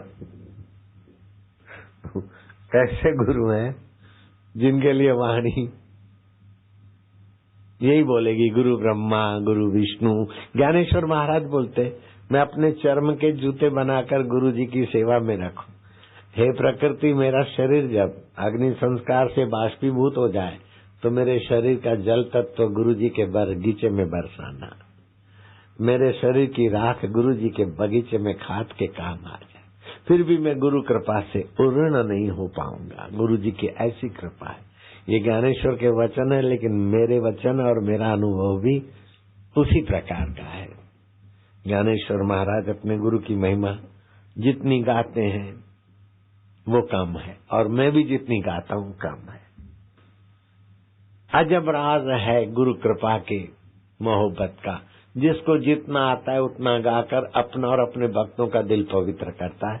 गुरु कृपा की बराबरी कौन कर सकता है। ईश्वर ने तो जगत बनाया, पुण्य भी बनाया, पाप भी बनाया, मुक्ति भी बनाई, बंधन भी बनाया, स्वर्ग भी बनाया, नरक भी बनाया। लेकिन गुरुदेव नरक और बंधनों को काटकर मोक्ष बना देते हैं। गुरुदेव इतने ऊंचे कर देते कि वहां भगवान की भी आवश्यकता फिर नहीं पड़ती। भगवान भी गुरु रूपी सूरज की रोशनी में, जैसे बड़ा दिया सूरज की रोशनी में समा जाता है, ऐसे भगवत कृपा भी गुरु कृपा में समा जाती। जब तक गुरु नहीं मिले थे तब तक हम भगवत कृपा के लिए लालायित रहते थे। जब गुरु मिले तो पता चला कि भगवत कृपा ने गुरु मिलाने तक की यात्रा करवा दी। अब गुरु कृपा के सूर्य में हम जीने लगे। मैं तो मंदिर जाए बिना तो पानी नहीं, अपना नाश्ता नहीं करता, दूध नहीं पीता था। लेकिन अब आपको कभी किसी ने कहा कि बापूजी फलाने मंदिर में गया होऊंगा तो उद्घाटन करने के लिए, अब तो सारा विश्व मंदिर ही मंदिर बना दिया गुरुदेव ने। जहां बैठो उठो वो जगह मंदिर बन जाती। गुरु कृपा का वर्णन कौन कितना कर सकता है।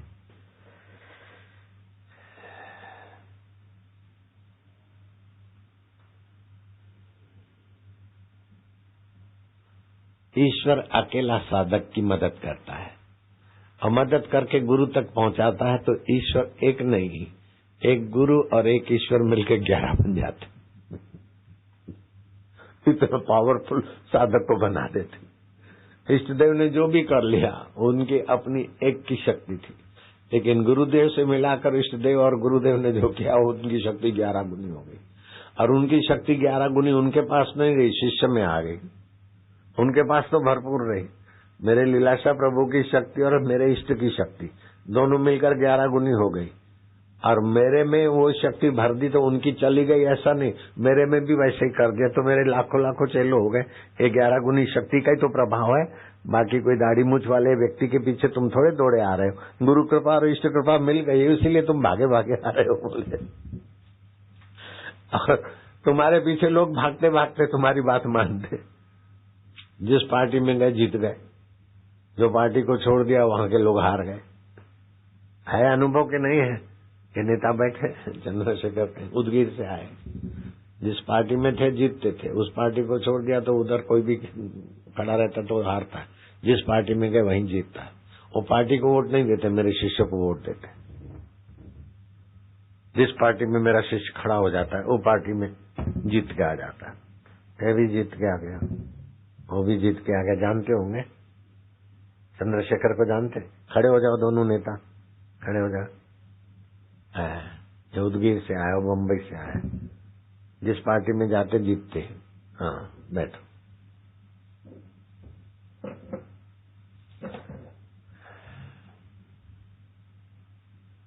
विषय मनुष्य का जीवन का अंत क्या होता है, ये व्यास पूर्णम को जानना बहुत जरूरी है। जो खाया पिया मजे से जिएंगे, गुरु गुरु कुछ नहीं है, उनको विषय बोलते। विषय व्यक्तियों का जीवन का अंत कैसे होता है? बोले अतृप्ति, असफलता, पाप का संग्रह और जीवन दुख, चिंता और निराशा की आंख से और अफसोस से समाप्त हो जाता है निगरे लोगों का। और जिनको गुरु दीक्षा मिलती है उनका जीवन कैसा होता है? गुरुरेव परब्रह्म, गुरुरेव परम गति, गुरुरेव परम विद्या, गुरुरेव परम धनम। गुरु ही परब्रह्म है, गुरु ही परागति है, गुरु ही परम विद्या है। ये मैं उपनिषद का आपको मंत्र बता रहा हूं। दोषोपनिषद है।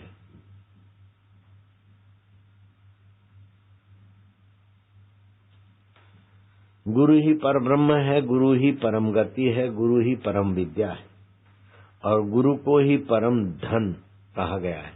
गुरु ही सर्वोत्तम अभिलाषित तत्व है। गुरु ही परम आश्रय स्थल है तथा परम ज्ञान के उपदेष्टा होने के कारण ही गुरु महान होते हैं। और जो गुरु की शरण लेते वो अमहान कैसे होंगे? वो कीट पतंगी योनि में क्यों जाएंगे? वो हाथी घोड़ा चूहा बिल्ला क्यों बनेंगे? राजा नृग क्रिकेट बन गए, राजा अज बुद्धिमान थे लेकिन मरने के बाद सांप बन गए। Ibrahim Lincoln president of America, मानवतावादी, मैं उनको प्यार भी करता हूँ। उनकी प्रसिद्धि वाले संस्थाओं में मुझे ले गए, मैं विजिट भी करके आया। लेकिन अभी वो व्हाइट हाउस में बेचारे प्रेत होके घूम रहे हैं, क्योंकि गुरु बिना का जीवन था। प्रसिद्ध थे, राष्ट्रपति थे अमेरिका के, लेकिन अभी प्रेत होके घूम रहे हैं। तो ये उपनिषद की बात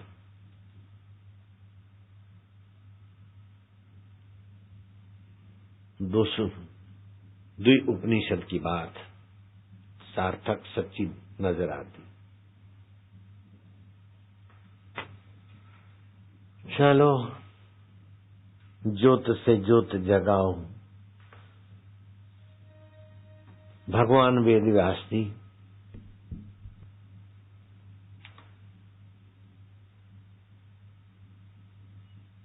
वेदों का विभाग किया, उपनिषद का सार बताया, लोगों को ब्रह्म सूत्र की रचना की। धर्म प्रचार हेतु व्यास जी ने व्यास स्मृति महाभारत पंचम वेद की रचना की। फिर भी लोग दुखी पाए गए तो आत्मचिंतन किया। नारद जी ने कहा कि भगवत रस प्रगटे, ऐसा भागवत की रचना करो। गणेश जी का आह्वान किया। वेद व्यास जी ध्यान में भगवान की लीलाएं देख के श्लोकबद्ध करते और गणपति जी लिखते गए। 18,000 श्लोक लिख दिए। व्यास के कहने में आकर लेखक बन गए तुम्हारे गणपति दादा मोरिया। कैसे हैं व्यास जी? गणपति जी को भी काम मिला जी। और गणपति ठहरे बोले तुम लिखते हो, तुम बोलते हो, मैं लिख लेता हूँ, फिर दूसरे श्लोक की मेरे को बात देखनी पड़ती है, समय मेरा अजाया न जाए। व्यास जी ने तुरंत कहा महाराज आपका समय अजाया नहीं करूंगा, मैं श्लोक बोलता हूँ, आप लिख लेते हैं, फिर श्लोक को सांगो पाक आप देखो, कहीं 19-20 हो तो आप उनको ठीक ठाक करो। तुरंत कैसे विशाल बुद्धि के। तो गणेश जी की रिफाइनरी से, गणेश जी की लेखनी से भागवत लिखा गया और रिफाइनरी में शुद्धि जांच बींच करके फिर श्रीमद् भागवत का ग्रंथ बना। व्यास जी पौराणिक विभूतियों में श्रेष्ठ, निंदा से, घृणा से, स्वार्थ से परे, सूर्य की तरह सब जगह अपना ज्ञान का प्रसार बांटने में सकुशल। शांतनु से जन्मे जय तक की 7 पीढ़ियों की उत्पत्ति और पतन के साक्षी रहे। 7 पीढ़ियों की उत्पत्ति और अंत देखने वाले व्यास जी अभी भी चिरंजीवियों में उनका नाम है, कहीं भी प्रकट होकर मार्गदर्शन दे सकते थे। शंकराचार्य का एक शिष्य किसी कारण जन्म लिया और फिर अनुष्ठान किया, शांति नहीं मिल रही, नौड़ते रखे और 7वें दिन सांप आया। भयंकर सांप को देखकर भी वो साधक डरा नहीं, दूध दिया और सांप पी के चला गया। फिर अनजान आदमी के रूप में व्यास जी आए। तुम्हें अनुष्ठान का फल, शांति, आनंद, आध्यात्मिक प्रसाद महसूस नहीं हो रहा है, क्यों? ऐसा ही लगता है ना? बोले हाँ, अगले जन्म में वापिस गुरु से बचकर तुमने जो कुछ लिया, चोरी का पाप है, चोरी में तुमने मदद की, चुरा के पैसा अच्छे काम में लगा तो भी चोरी है। वापिस गुरु को न बताकर जो भी काम किया गुरुद्वार पे, वो चोरी का पाप है, इसलिए तुम्हारे अनुष्ठान क्या सुख वैभव प्रकट नहीं होता है। अब जाओ उत्तरकाशी में, अब अनुष्ठान करो, प्रायश्चित करो और ब्रह्म भोजन करो तो तुम्हारा अनुष्ठान सिद्ध होगा। उस साधक ने किया तो व्यास जी प्रकट होकर दर्शन देते कि मैं ही अनजाने आदमी के रूप में तुम्हारा मार्गदर्शन। और जगत गुरु शंकराचार्य के खास शिष्यों में के तुम शिष्य थे।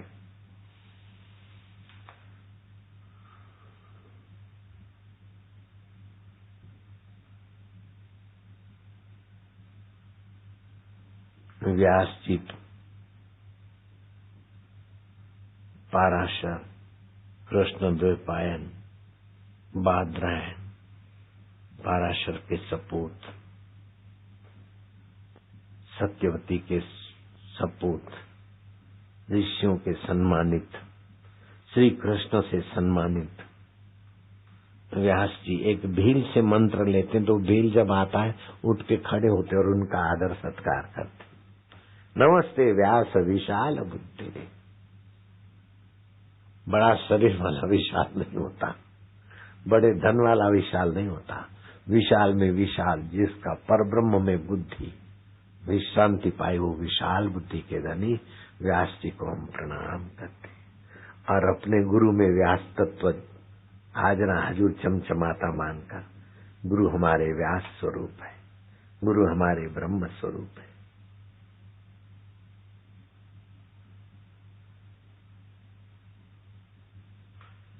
गंगा किनारे चले गए धृतराष्ट्र दुखी होकर, व्यास जी वहां प्रकट हुए। धृतराष्ट्र ने कहा मैं 100 बेटे मर गए, मेरे को व्यथा हो रही है, अपने बेटों को मैं मिलना चाहता हूँ। व्यास ने कहा मैं फलानी तिथि को आता हूँ। तुम्हारे बेटे और जो वीर गति को प्राप्त हुए स्वर्ग में है, मैं उनको बुलाकर तुम्हारे से रूबरू कराऊंगा। प्रति स्मृति विद्या के बल से गंगा से सब प्रकट हुए।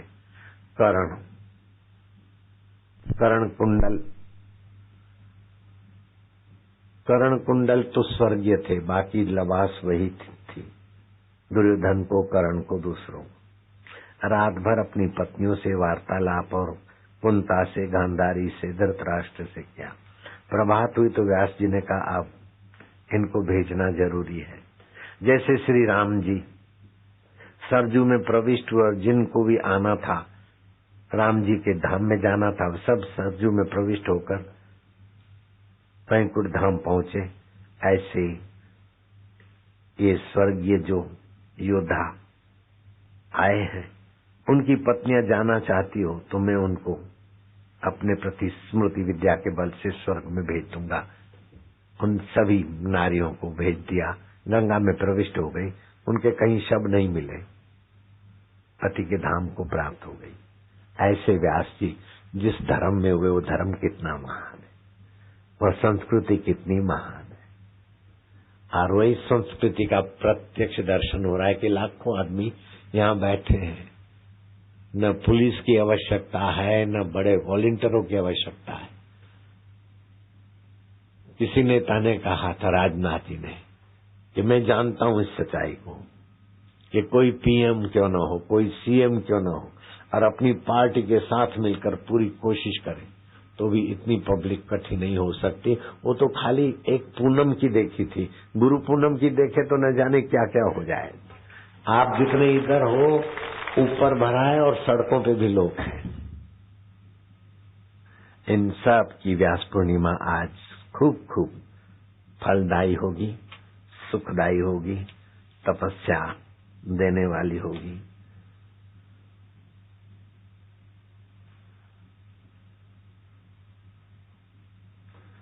वे लोग अकाल मर जाते हैं जो असंयमी है। वे लोग अकाल विफल हो जाते हैं जो आवेशी होते हैं। वे अकारण ही तपते रहते जो ईर्ष्यालु होते हैं। जो अकारण ही फिसलते रहते हैं जो अति लोभी होते हैं। जो अकारण ही उलझते रहते हैं जो तृष्णावान है। अकारण ही बदनामी की दलदल में परेशान होते रहते हैं जो निष्ठुर है। और जो अशिष्ट हैं और आलसी हैं, वे संसार से हार कर कई नीच योनियों को पाते हैं। लेकिन जिनमें संयम है, शांति है, ईर्ष्या का अभाव है, लोभ का अभाव है, तृष्णा का अभाव है, निष्ठुरता का अभाव है, अशिष्टता का अभाव है, आलस्य का अभाव है, ये गुरु पूर्णम का प्रसाद पाकर गुरु तत्व के माधुर्य में, आनंद में और साक्षात्कार में सफल हो जाते हैं। गुरु और भगवान का बंधन नहीं है, वो तो प्रेम से, धर्म से स्वीकारा गया है। विकारों के बंधन से छूटने के लिए शास्त्र गुरु और भगवान के बंधन में रहना हजारों स्वतंत्रताओं से ज्यादा हितकारी है। मैं गुरु के बंधन में रहा, दाढ़ी बाल छटवाता था तो गुरु जी की आज्ञा आती तब। ऐसा बंधन मैंने स्वीकार किया था। सत्य का बंधन स्वीकार किया, वो बांधता नहीं, मुक्त कर देता है। अगर गुरु जी की कृपा का बंधन में स्वीकार नहीं करता और उनकी आज्ञा का उल्लंघन कर लेता तो मैं विकारों के बंधन में आ जाता। लेकिन उनकी आज्ञा का पालन किया तो अब आप जैसे लाखों लोगों की सेवा करने में गुरु महाराज मुझे सफल कर रहे हैं, निमित्त बना रहे हैं। ये प्रत्यक्ष है। कहा हूं बंधन में, मैंने बंधन स्वीकार किया लेकिन बंधन रहा नहीं। मुक्त आत्मा गुरु प्रकट हो गए रहते। तो गुरु की आज्ञा पालना ये बंधन नहीं है, सारे बंधनों से मुक्त होने वाला तोहफा है। चल दिए, वो स्वतंत्र नहीं है, महापराधी, महापागल खाना है। तो आप लोग परम स्वतंत्रता का राजमार्ग पा चुके हैं, आपको बधाई हो। मुझे आज एक माला सरस्वती मंत्र की करनी है, लेकिन तुमको भूखा प्यासा रखकर मुझे माला करना अभी उचित नहीं लगता। मैं आता हूँ तुम्हारे बीच और फिर तुम खाने पीने में और यात्रा में लग सकते हो। अब करोगे ज्योत से ज्योत जगाओ, सतगुरु रेलगाड़ी को लाओ। ज्योत से ज्योत जगाओ, सतगुरु ज्योत से ज्योत जगाओ।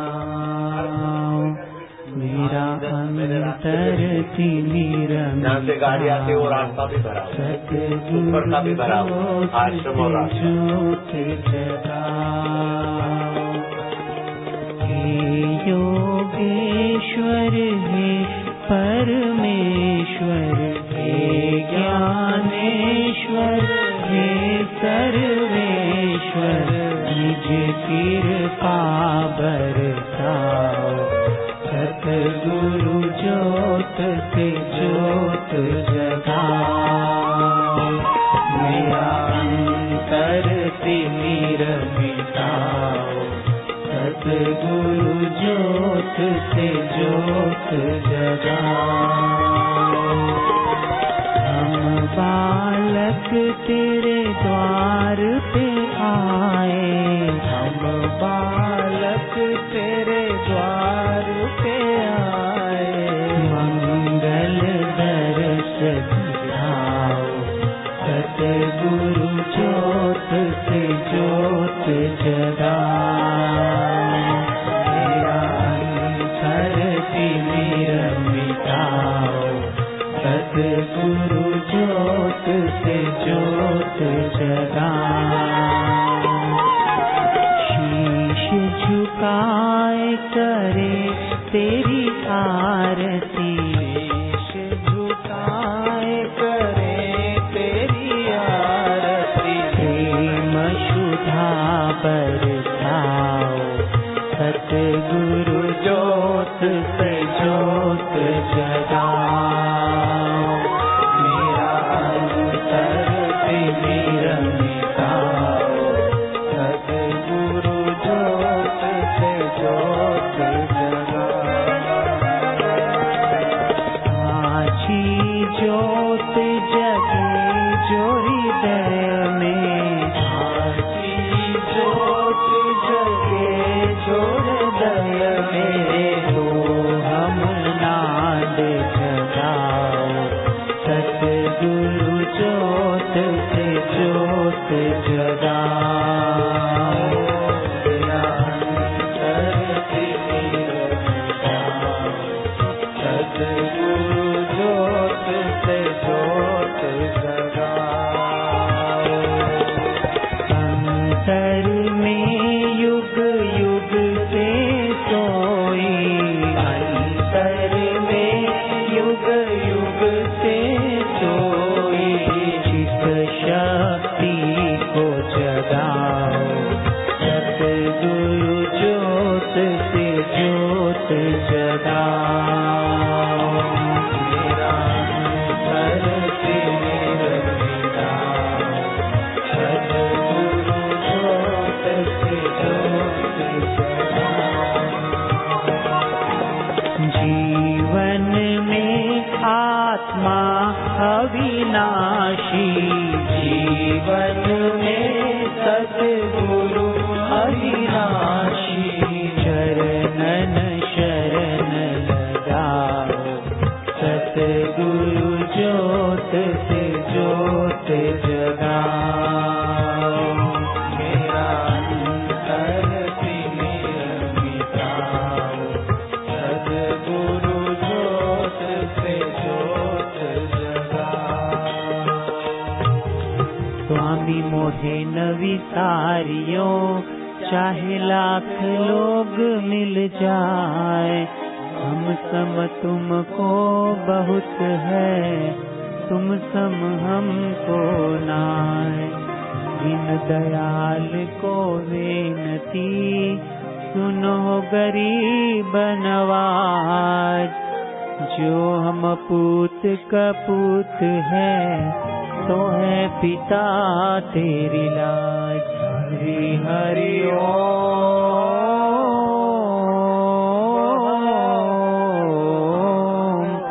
कबीरा मांगे मांगना, प्रभु दीजो मोह दोय। संत समागम हरि कथा, मोघर निश दिन होय। साधक मांगे मांगना, प्रभु दीजो मोह दोय।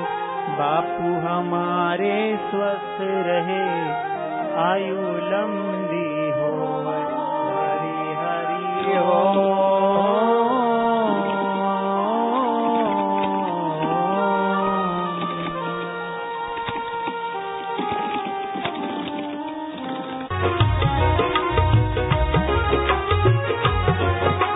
शुद्ध करे है सिद्ध करे है आज गुरु की पूजा। शुद्ध करे है सिद्ध करे है आज गुरु की पूजा। गुरु पूनम ही महापर्व है और न कोई दूजा। गुरु पूनम ही महापर्व है और न कोई दूजा। जोगी रे क्या जादू है तुमरे प्यार में।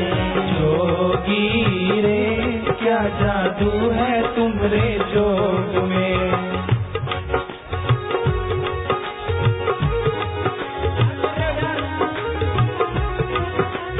इंसान नहीं हितैषी जग में सच्चा हित जो करते। इंसान नहीं हितैषी जग में सच्चा हित जो करते। इनमें श्रद्धा प्रेम बढ़ाकर साधक भव से तरते। इनमें श्रद्धा प्रेम बढ़ाकर साधक भव से तरते। जोगी रे क्या जादू है तुमरे प्यार में। जोगी रे क्या जादू है तुमरे जोग में।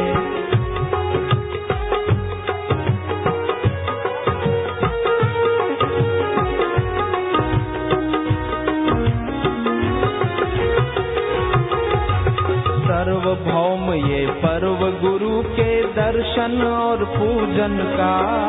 सार्वभौम ये पर्व गुरु के दर्शन और पूजन का। गुरु ज्ञान में खुद को मिटाकर अहंकार अर्पण का। गुरु ज्ञान में खुद को मिटाकर अहंकार अर्पण का। जोगी रे क्या जादू है तुमरे प्यार में। जोगी रे क्या जादू है तुमरे जोग में।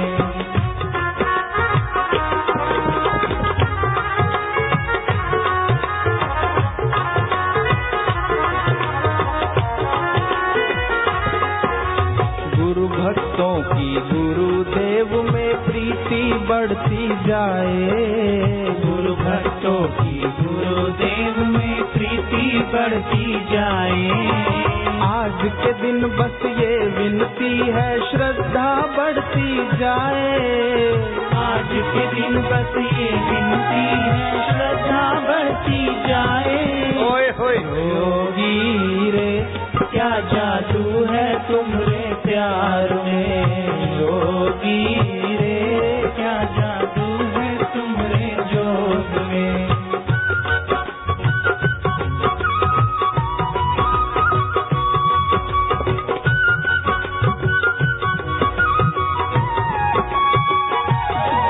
तेरी मेरी प्रीत का धागा। तेरी मेरी प्रीत का धागा। जोगी कभी ना टूटे। जोगी कभी ना टूटे। छूटे न तेरा ये द्वारा ओ जोगी। छूटे न तेरा ये द्वारा ओ जोगी।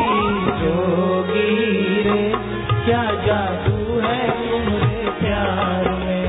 जोगी रे क्या जादू है तुमरे जोग में।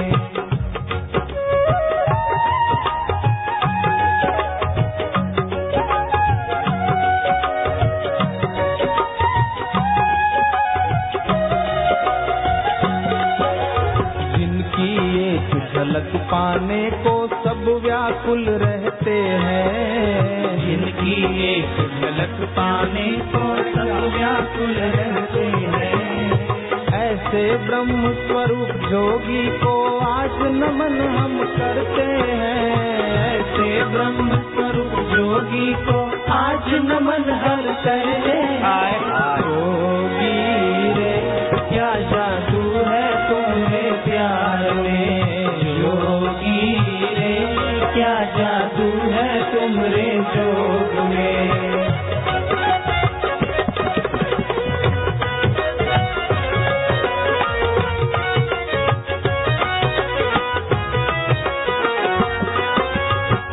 सबके आधार यही है, जीवन का सार है। सबके आधार यही है, जीवन का सार है। ज्योतियों की ज्योत है ये स्वयं ओंकार है। ज्योतियों की ज्योत है ये स्वयं ओंकार है। आप लो मैं जोगी अब मन के इस परिवर्तन में, ना पिसलू मैं जोगी अब मन के इस परिवर्तन में। प्रीति रहे अखंड तेरे चरणों में, ओ जोगी प्रीति रहे अखंड तेरे चरणों में।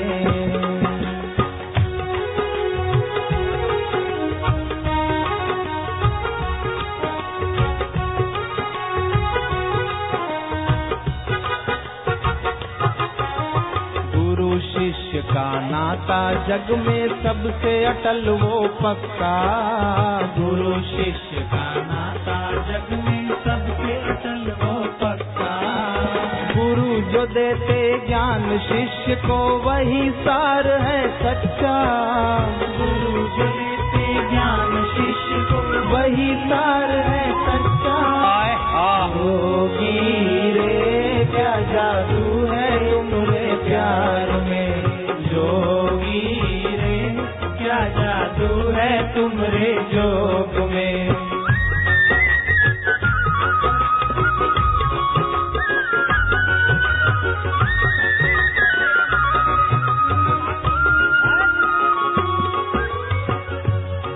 ओ मेरे मन में मेरे तन में मेरे रोम रोम में जीवन में, मेरे मन में मेरे तन में मेरे रोम रोम में जीवन में। बचपन में यौवन में चाहे जरा धूप या सावन में। बचपन में यौवन में चाहे जरा धूप या सावन में।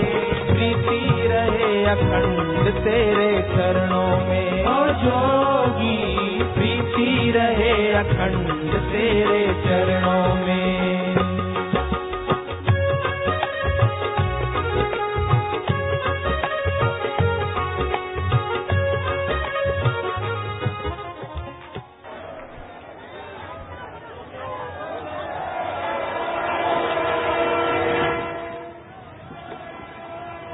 भाग्य बनाए एक झलक मेरे जोगी की, बस बिगड़ा भाग्य बनाए। कितनी बड़ी हो चाहे मुसीबत यहाँ न टिकने पाए। कितनी बड़ी हो चाहे मुसीबत यहाँ न टिकने पाए। जोगी